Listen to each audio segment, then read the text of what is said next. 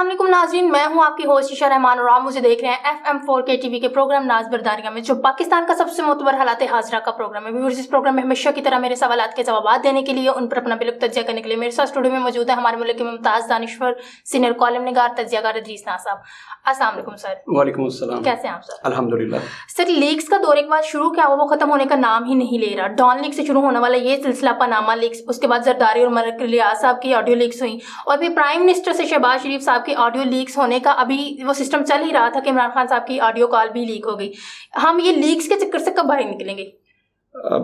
ईशा, बहुत अफसोसनाक बात है, और इस पे यकीन जानिए, जो कहते हैं ना कि मैं लिखते हुए मैं खून के आंसू रो रहा था, इसी तरह मैं अगर ये कहूँ कि मैं ये बोलते हुए खून के आंसू रो रहा हूँ, लोग कहेंगे कि वो आंसू नजर नहीं आ रहे।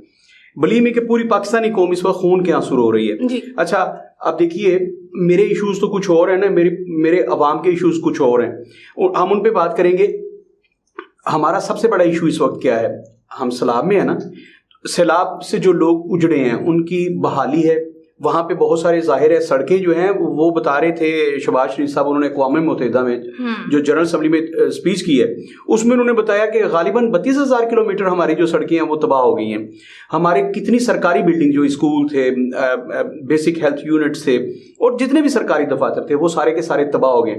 हमें उनकी बहाली में अभी 10 साल लगने थे। बार बार मैं कह रहा था कि अगर आज से हम काम शुरू कर दें जी उन इलाकों की बहाली के लिए, तो हमारे यहाँ तो सड़क टूट जाती है। आप गुजरांवाला में रहती हैं, आपको पता है हमारा जो हाफजाबाद रोड है, पिछले 10 साल से, अल्लाह का लाख शुक्र, अब उसकी सुनी गई, शेखुपुरा रोड अब बन रहा है। तो जब हमारे यहाँ एक दफा कोई सड़क तोड़ फोड़ का, टूट फूट का शिकार होती है, तो अगले 10-15 साल उसकी तरफ कोई देखता भी नहीं।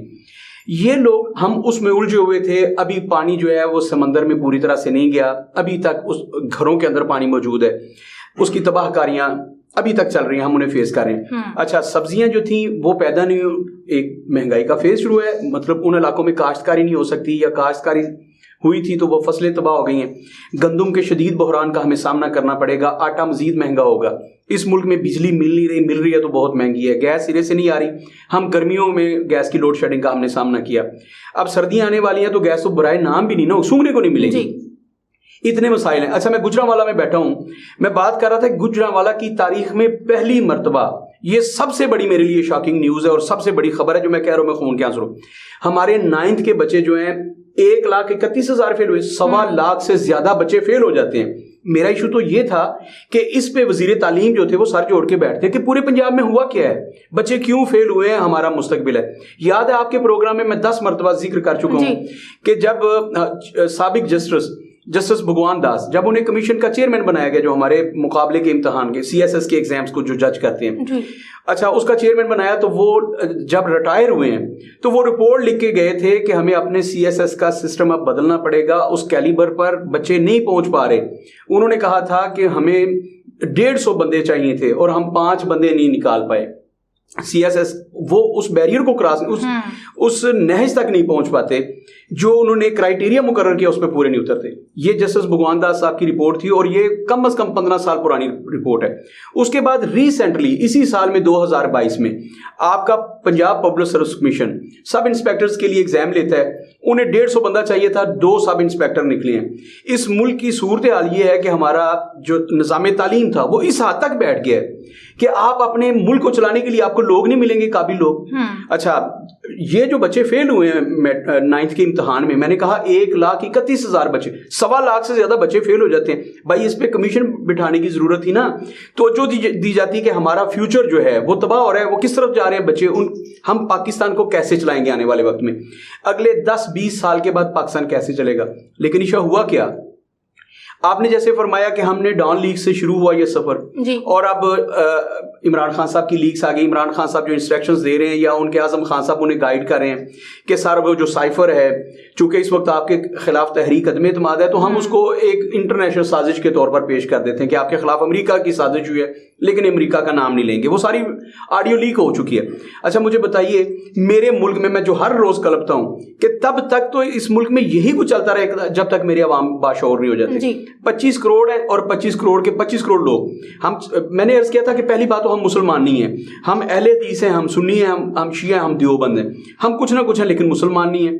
اسلام کا نام آئے گا, اسلام کو گالی دے کے چلا جائے ہمارے کانوں پہ جوں تک نہیں رینگتی, لیکن جیسے ہی آپ کسی کے مسلک کو برا بلا کہیں گے تو یہاں قتل و غارت شروع ہو جائے گی. اسی طرح جب پاکستان کی باری آتی ہے تو ہم پاکستانی نہیں ہیں, لیکن کوئی عمران خان کو برا بلا کہہ دے, پی ٹی آئی کو, تو سارا ملک اٹھ کھڑا ہوگا کہ جناب آپ نے خان صاحب کے بارے میں یہ بات.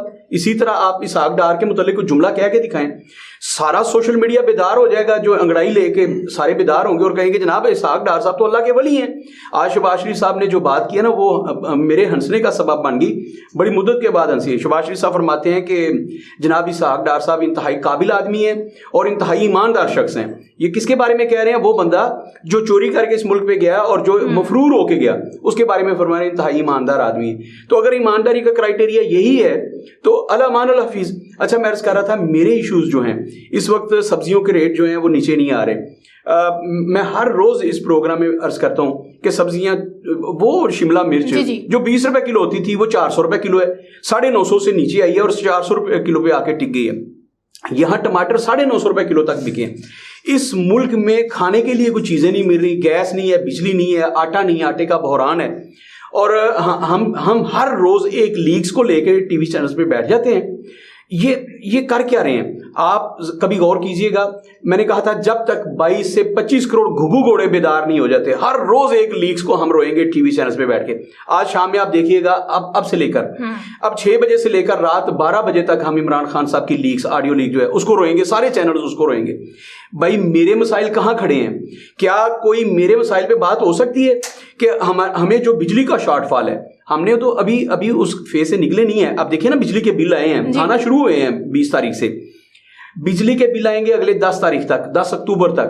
اچھا بجلی کے بل آنا شروع ہوئے ہیں, ہم ان کو رو رہے تھے لیکن اللہ کے فضل و کرم سے آپ نے توجہ ہٹا دی ہے ان سے. اب نئی لیکس آ گئی ہے آپ کے پاس, عمران خان صاحب کی آڈیو لیک. ساری کی ساری پی ٹی آئی ڈیفینڈ کرے گی کہ عمران خان صاحب کی یہ جو لیک ہے یہ تو جناب ایک سازش ہے عمران خان کے ساتھ, ایک اور انٹرنیشنل سازش ہے, یہ فیک ہے, یہ انٹرنیشنل سازش ہو گئی ہے. نون لیگ والے ڈیفینڈ کرتے پھریں گے کہ شہباز شریف, انہوں نے ایک پتہ ہے نا آپ کو جوائنٹ انویسٹیگیشن کمیٹی بھی بنا دی ہے. وہ تفتیش کرنے کے بعد آپ کو پتہ ہے جس معاملے کو یہاں پاکستان میں دبانا ہو اس پہ جے آئی ٹی بنا دی جاتی ہے, سانحہ ماڈل ٹاؤن کوئی بھی ہو, اس پہ ہم بناتے ہیں. ہم آج تک آپ کو پتہ ہے سکوتے ڈھاکہ پہ ہم نے جو کمیشن بنایا تھا اس کی رپورٹ جب آئی سن 2000 کے بعد تو اس کا نتیجہ کیا نکلا. خیر میں عرض کر رہا تھا کہ ہمیں جن ایشوز میں الجھایا گیا ہے, جس طرف عوام کی توجہ لگائی گئی ہے, اور ہم بڑے مزے سے سارے کا سارا سوشل میڈیا, میرے ملک کے پورے کالم نگار, میرے ملک کے پورے تجزیہ کار اب ٹیل لگائیں گے. جو پی ٹی آئی کے حمایتی ہیں عمران خان صاحب کے سحر میں گرفتار ہیں, وہ ثابت کریں گے کہ عمران خان صاحب کے خلاف جو سازش شروع ہوئی تھی اب دیکھیے وہ کس لیول پہ پہنچ گئی ہے. اچھا آج انہوں نے پہلی سٹیٹمنٹ جو دی ہے اور عمران خان صاحب نے جو خطاب کیا ہے, چونکہ وہ بات ہوئی ہے پرائم منسٹر ہاؤس سے, اور انہوں نے کہا جی کہ نون لیگ نے غداری کی ہے اس ملک کے ساتھ. عمران خان صاحب کی سیکرٹ ترین جو کال تھی پرائم منسٹر کی اس کو پبلک کر دیا گیا ہے, تو یہ غداری ہے مسلم لیگ نون نے کی ہے. اچھا جو کچھ بھی ہو رہا ہے آپ غور کیجئے گا کہ جس پچ پہ آپ کھیل رہے ہیں, جس گراؤنڈ میں آپ کھیل رہے ہیں اور جن ایشوز پر آپ کھیل رہے ہیں, کیا پبلک کا اس سے کوئی لینا دینا ہے؟ زرداری صاحب کی کال آتی ہے, ملک ریاض صاحب کہتے ہیں جی عمران خان صاحب ترلے کر رہے ہیں کہ زرداری صاحب سے میری ملاقات کروا دو, اور زرداری صاحب کہتے ہیں نہیں ابھی یہ وقت نہیں ہے, میں نہیں ملنا چاہتا. اچھا اس پہ سارے کے سارے دانشور جو بیٹھے تھے اور اس پہ ہم نے کئی گھنٹے اور کئی دن اور کئی ہفتے ضائع کر دیے کہ یہ کال کب کی تھی ملک ریاض صاحب کو عمران خان صاحب نے حالیہ دور میں کی, آج سے 4 سال پہلے کی. ڈان لیکس کا ایشو, پناما لیکس کے ایشو سے ابھی تک نہیں ہم نکل سکے. آپ کو پتہ ہے نا کہ نواز شریف ابھی تک پناما لیکس کی وجہ سے ملک سے باہر ہے نا. یہ ہمارے اسحاق ڈار صاحب پناما لیکس کو سفر کر رہے ہیں نا, جہانگیر ترین ہیں, علیم خان ہے, باجی علیمہ ہیں, یہ سارے کے سارے پناما لیکس کے. اچھا ابھی تک اس کے آفٹر شاکس ختم نہیں ہوئے. اب یہ پہلے آئی شہباز شریف صاحب کی آڈیو کال لیک, اور اب آ گئی ہے عمران خان صاحب کی آڈیو کال لیک. میں ایک ہی نقطے پر کھڑا ہوں عشاء, جہاں سے میں نے بات سٹارٹ کی تھی. مجھے بتائیے میرا ان ایشوز کے ساتھ کچھ لینا دینا ہے؟ آپ اس پہ انویسٹیگیشن کیجئے. ٹی وی کے جتنے بھی دانشور ہیں آج دیکھیں نا, ہم لوگ ناز برداریاں میں ہمارا تو ایشو ہی ہے کہ ہم پبلک ایشوز پر بات کریں گے, ہمیں اسے کوئی سروکار نہیں, ہم کسی کے ترجمان نہیں ہے کہ عمران خان کو بچاتے پھریں یا نون لیگ کو لتاڑتے پھریں, ہمیں اسے کیا لینا دینا. لیکن کیا آپ کو نہیں لگتا پارٹیز کو سائڈ پہ کر کے پرائم منسٹر ہاؤس سے اس طرح کی لیکس ہوں، چاہے وہ ملکی، معاشی یا سیاسی لحاظ سے کسی قسم کے بھی گفت و شنید کریں جو پاکستان کے لیے پرائیویٹ ہے، تو اس طرح کی لیکس کیا نقصان دہ نہیں ہے پاکستان کے؟ انتہائی نقصان دہ. لیکن آپ عشاء، میں عرض کرتا ہوں، اس پہ ہم نے پہلے بھی بات کی تھی. میں کہتا تھا کہ یہ قوم کے ساتھ غداری ہو رہی ہے. لیکن عشاء سنیے، اگر یہ لیکس آپ کے سامنے نہ آئے تو آپ کو کیسے پتا چلے گا کہ یہ کر کیا رہے ہیں ہمارے ساتھ؟ غور کیجئے کہ یہ خدا کی ایک نعمت نہیں ہے جیسے ہے، یہ اس ملک کے ساتھ، اس آئین کے ساتھ کھلواڑ ہے جی. میں تو کہتا ہوں. لیکن اگر یہ لیک سامنے نہ آئے، اچھا عمران خان صاحب نے ایک خط لہرایا، انہوں نے کہا کہ میرے خلاف سازش ہوگی اور امریکہ نے کی اور پورا ملک اور اس میں ہماری ساری کی ساری آرمی اس میں ملوث ہے، سارے ادارے اس میں ملوث ہیں. اب وہ لیک آنے کے بعد جو عمران خان صاحب، اس کے بعد ثابت نہیں ہو گیا کہ اس قوم کے ساتھ کیا ہو رہا ہے. عشاء میں بار بار عرض کروں گا، ان لوگوں کا تعین بہت ضروری ہے. اس کے کلابے مل گئے، آج انہوں نے کہہ دیا جی ہمیں پتہ چل گیا کس نے کیا، جاتی عمرہ سے وہ بندہ پکڑا گیا وغیرہ وغیرہ وغیرہ، جس نے شباز شریف کی لیکس لی ہیں. اچھا مجھے اس سے کوئی کنسرن نہیں ہے کہ وہ بندہ جو ہے باہر نکلتا ہے، وہ لیکس والا پکڑا جاتا ہے، پھر اس کو سزائے موت ہوتی ہے یا وہ بھی کسی محکمے کا مشیر یا وزیر بنا دیا جاتا ہے. ہمارے ملک میں یہ بھی ہے نا کہ اس بندے کو سزا ہونے کی بجائے وہ مشیر بھی بن سکتا ہے اللہ کے فضل و کرم سے، اسے کوئی اہم وزارت مل سکتی ہے، اسے کسی کمیشن کا چیئرمین بنایا جا سکتا ہے. اور ہو سکتا ہے جس نے یہ ان کو لیک کی ہے وہ اگلا چیف الیکشن کمشنر بھی ہو، کوئی پتہ نہیں ہے، وہ چیئرمین نیب بھی لگ سکتا ہے، ہمیں تو پتہ ہی نہیں ہے. لہٰذا آپ احتیاط سے اس کے بارے میں بات کیجئے گا. اس کو بلیک میلر نہیں کہنا آپ نے، پتہ ہی نہیں ہے وہ کل کو ملک کا صدر بن جائے اس ملک کا. عارف الوی صاحب کے بعد وہ جس نے لیکس کی ہیں یا جس نے ان کی کالز ہیک کی ہیں، ہو سکتا ہے اس ملک کا آنے والا پریزیڈنٹ ہو. تو خیر سینٹ کا چیئرمین ہو، کچھ بھی بن سکتا ہے، وہ اس ملک میں کچھ بھی ہو سکتا ہے. یہاں پہ جو سب سے بڑا کریمنل ہے وہ واپس آ کے اپنے عہدے پہ بحال ہو سکتا ہے، تو کچھ بھی ہو سکتا ہے اس ملک میں. خیر عشاء میں عرض کر رہا تھا کہ پبلک کے جو ایشوز ہیں وہ وہیں پہ سٹینڈ کر رہے ہیں. ہمیں آنے والے وقت میں جن چیلنجز کا سامنا ہے جس کا میں نے ذکر کیا، پہلی بات تو ہمارے یہاں ایجوکیشن جو ہے اس کو دیکھنا بہت ضروری ہے. ہم اتنی پستی کی طرف جا رہے ہیں کہ اب آنے والے وقت میں ایک کانسٹیبل نہیں آپ کو ایسا ملے گا جو اس ملک کو چلا سکے. نااہل ترین لوگ اس ملک کی بھاگ دوڑ سنبھالنے والے ہیں. اس کے بعد آپ کے ملک میں کھانے پینے کی اشیاء کی ایسی قلت پیدا ہونے والی ہے کہ الامان الفیظ آپ کو چیزیں اس قیمت پر بھی نہیں ملیں گی جس قیمت پر آپ مل رہی ہیں. اور میں بات کر رہا تھا کہ ایران نے ابھی ہمیں گیس کے شدید قلت کا سامنا ہوگا نومبر سے، اور دسمبر میں تو سرے سے نہیں ملے گی. اچھا ایران نے آپ کے گھر تک پائپ لائن بچھا دی، اس نے کہا کہ گیس مجھ سے لے اور جتنی مرضی ایندھن آپ ضائع کر دیں، جتنی مرضی گیس لائیں. امریکہ بہادر نے کہا یہ ہے اس ملک کے خلاف سازش امریکہ کی. اس پہ کیوں نہیں بات ہو رہی؟ ایک سائفر کو لے کر آپ اس پہ سازش کر رہے ہیں اور پوری قوم کا ٹائم ضائع کر رہے ہیں. عشاء ایران نے آپ کو کہا کہ آپ ہم سے گیس لیں اور استعمال کریں جتنی مرضی کریں، اس پہ کوئی بات نہیں ہو رہی. کوئی ٹی وی چینل اس پہ بات نہیں کر رہا کیونکہ سارے ٹی وی چینلز کو پیسے ملتے ہیں کہ آپ نے اس پہ بات نہیں کرنی. عشاء اس ملک کو ایران نے کہا کہ میں 15 روپے لیٹر پیٹرول دیتا ہوں، آپ کے گھر پہنچ دیتے ہیں 15 روپے لیٹر. اگر اس ملک میں آپ کو پتا ہے نا یہاں منرل واٹر جو ہے وہ بھی 15 روپے لیٹر نہیں ہے، وہ بھی شاید 40-50 روپے لیٹر ہے. اچھا انہوں نے کہا کہ ہم آپ کو 15 روپے لیٹر پیٹرول دیتے ہیں. مجھے بتاؤ وہ پانی سے سستا نہیں ہو گیا؟ جو محاورہ ہوتا تھا کہ بھائی یہاں تیل جو ہے وہ پانی سے سستا ہے، ہم نے ایران سے نہیں لیا کیونکہ امریکہ بہادر نے منع کر دیا کہ خبردار ایران سے آپ کسی قسم کی تجارت نہیں کریں گے. ایران سے جو ٹماٹر آئے تھے وہ کون لوگ تھے جنہوں نے مذہب کی آڑ لے کر وہ ایرانی ٹماٹر جو تھے سڑکوں پہ سارے کے سارے پھینک دیے تھے. انہوں نے کہا تھا کہ یہ شیعہ ٹماٹر ہیں، ہم اس ملک میں شیعہ ٹماٹر داخل نہیں ہونے دیں گے. تو عشاء میرے قوم کا ایشو یہ ہے، اگر مجھے 2 روپے کلو ٹماٹر مل رہے ہیں ویسے 10 روپے کلو مل رہے ہیں، پتہ ہے نا ایران کے بعد ایران کے ٹماٹر آنے کے بعد ایسے ٹماٹر پھر نیچے آئے ہیں. اب وہی ٹماٹر جو 95 روپے کلو چلے گئے تھے اب وہی ٹماٹر 20 روپے کلو مل رہے ہیں، 25 روپے کلو مل رہے ہیں. خیر میں عرض کر رہا ہوں وہی پیاز جو مل ہی نہیں رہا تھا اب وہ 100 روپے کا 3 کلو پیاز مل رہا ہے. تو وہ کافر پیاز ہے جو 100 روپے کا 300 کلو مل رہا ہے نا، وہ کافر پیاز ہے، وہ ایرانی پیاز ہے.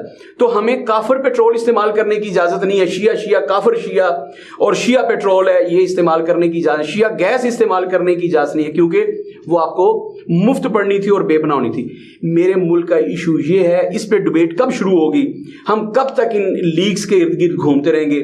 میرے پیروں میں کب تک اس کی بیڑیاں پڑی رہیں گی؟ میری زبان پر کب تک لیگز کے چھالے پڑے رہیں گے؟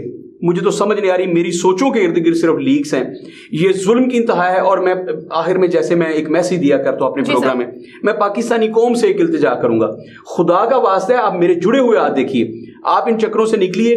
عمران خان صاحب کے بارے میں نے پہلے دن کہا تھا کہ یہ اپنے جتنے بھی لوگ ہیں یہ اپنے اقتدار کو طول دینے کے لیے اور اپنے اقتدار بچانے کے لیے آپ کو کوئی نہ کوئی ایشو دیتے ہیں کہ آپ اس پہ لگے رہیں۔ عمران خان صاحب اس قوم کا وقت ضائع کر رہے ہیں، وہ جو جلسے کر رہے تھے، گھر گھر جا رہے تھے، پورے ملک میں انہوں نے کمپین کی، وہ قوم کا وقت ضائع کر رہے تھے۔ شہباز شریف صاحب جو کریں گے، پہلے انہوں نے جو میں نے کہا تھا لانگ مارچ کیا مہنگائی کے نام پہ، اور مہنگائی انہوں نے کی، یہ قوم کا وقت ضائع کرتے ہیں۔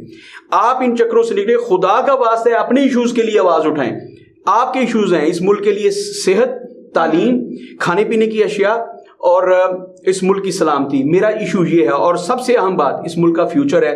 آپ کا نظام تعلیم بری طرح بیٹھ گیا، خدا کے لیے اس پہ کوئی کمیشن بنائیں، اس پہ سوچیں کہ اس ملک کے ساتھ یہ سازش کیسے ہوئی ہے، اس کا سائفر کہاں سے جاری ہوا کہ اس ملک کو اندھیروں میں دھکیلنا ہے، جہالت کے اندھیروں میں دھکیلنا ہے، ان لوگوں کو پڑھنے لکھنے نہیں دینا، ان کو آپ نے موبائل پہ لگا دینا ہے، ان کے خلاف سازش کیجئے کہ یہ لوگ اگلے 15 سال کے بعد، 15 سال میں نے زیادہ بتا دیے، عشاء 5 سال کے بعد اس ملک کو چلانے کے لیے آپ کو ڈی سی سے لے کر اے ایس پی تک کوئی بندہ اس قابل نہیں ملے گا، وہ لوگ نہیں ملیں گے۔ پھر آپ سفارشی لوگوں کو بھرتی کیا کریں؟ یہ ایم این اے کا بیٹا تھا اس لیے اے ایس پی آ گیا، یہ ایم پی اے کا بھانجا تھا اس لیے یہ اسسٹنٹ کمشنر آ گیا۔ آپ کا سارے کا سارا سسٹم بیٹھنے والا ہے، خدا کا واسطہ ہے اس پہ غور کریں۔ میرے ملک کی قوم سے گزارش ہے کہ سیاستدانوں نے آپ کا کچھ نہیں کرنا، ان کے پاس ڈھیروں لیکس پڑی ہیں، ابھی بہت ساری لیکس آنے والی ہیں، ان کے پاس تو آپ کو ایشوز میں الجھانے کا پورا سامان موجود ہے۔ اللہ کا واسطہ آپ ہوش کے ناخن لیں، اگر آپ نے ہوش کے ناخن نہ لیے تو 5 سال کے بعد آپ اپنے دانتوں میں انگلیاں لے کے ان کو کاٹیں گے، چبائیں گے، اور آپ کو سمجھ نہیں آئے گی کہ ہم نے آپ کس سمت میں جانا ہے۔ جی ناظرین، آپ نے ہمارے سینئر تجزیہ کار کی گفتگو سنی، امید ہے آپ کو آپ کے بہت سے سوالات کے جوابات مل گئے ہوں گے۔ اسی کے ساتھ اپنی میزبانی شہرمان کو اجازت دیجیے، اللہ حافظ۔